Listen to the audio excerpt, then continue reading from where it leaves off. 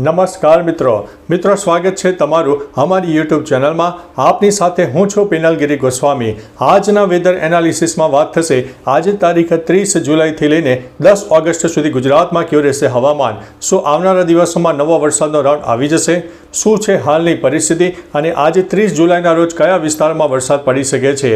મહત્વનું છે કે ગુજરાત અને તેની આસપાસ એક સાયક્લોનિક સિસ્ટમની વ્યાપક અસર જોવા મળી છે, જેના લીધે થઈને ગત 72 કલાકમાં ગુજરાતના અનેક વિસ્તારમાં 8 ઇંચથી લઈને 11 ઇંચ સુધીના વરસાદ નોંધાઈ ગયા છે। મિત્રો, અત્યારે જે હાલની સિસ્ટમ છે અને આજે તારીખ 30 જુલાઈ છે, તો આજે બનાસકાંઠા, સાબરકાંઠા, મહેસાણા, અરવલ્લી, પાટણ અને ગાંધીનગરના અનેક વિસ્તારમાં હળવો મધ્યમ વરસાદ તો કોઈ જગ્યાએ ભારે વરસાદ પણ થઈ શકે છે, જ્યારે કચ્છના ઉત્તરી પટ્ટા, મધ્ય ભાગ અને પૂર્વ તરફના વિસ્તારમાં પણ છૂટોછવાયો વરસાદ ચાલુ રહેશે।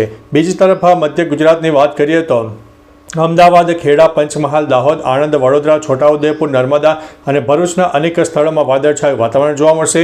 અમી છાંટણા પડશે અને કોઈ જગ્યાએ છૂટક વરસાદ થાય, બાકી ભારેથી તે ભારે વરસાદની શક્યતા મધ્ય ગુજરાતમાં થોડી ઓછી રહી છે।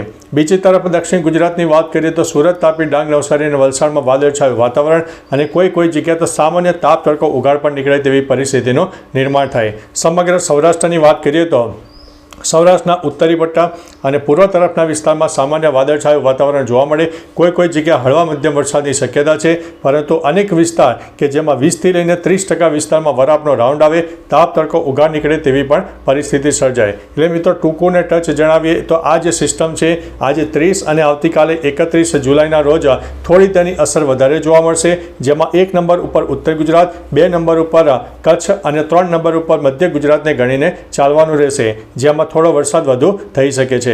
બાકીના વિસ્તારોમાં ધીમે ધીમે વરાપનો રાઉન્ડ શરૂ થઈ જશે। 1 ઓગસ્ટથી લઈને 5 ઓગસ્ટ સુધીમાં વરસાદનો મોટો રાઉન્ડ આવશે નહીં, છૂટો છવાયો વરસાદ આપણને જોવા મળશે, સાર્વત્રિક વરસાદનો માહોલ નહીં સર્જાય। બીજી તરફ 6થી લઈને 10 અને 12 ઓગસ્ટ સુધીમાં એક વરસાદનો ફરીથી રાઉન્ડ આવશે, જેમાં દક્ષિણ ગુજરાતથી લઈને કેરળ સુધી વરસાદની ટફરેખા સર્જાશે અને બંગાળની ખાડીનું એક સાયક્લોનિક સિસ્ટમ છે આપણને ધીમે ધીમે આગળ વધશે, જેના લીધે થઈને ગુજરાતમાં એક વરસાદના એંધાણ પણ દેખાઈ રહ્યા છે। અને 6થી લઈને 10 ઓગસ્ટ સુધીમાં અરબી સમુદ્ર અને બંગાળની ખાડીના ભેજવાળા પવનો ઉપરાંત લો ક્લાઉડ ફોર્મેશન પણ વધુ સર્જાવાની શક્યતા છે।